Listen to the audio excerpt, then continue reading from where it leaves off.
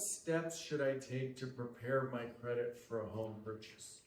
I love that question. So the first step that anyone should take is take a look at your credit report. Go online to one of the many sites that you can pull your credit report and take a look so you know what you're dealing with in advance, and that'll allow you to have the time to make any corrections to your credit report or do whatever steps you need to take to improve your credit score before you even go and apply for a mortgage.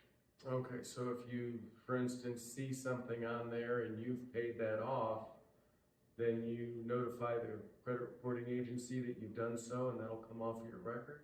That's correct. If you see an error, don't dispute online. Disputing, while it seems to be easy, is notoriously ineffective, and there's a bunch of other issues with it.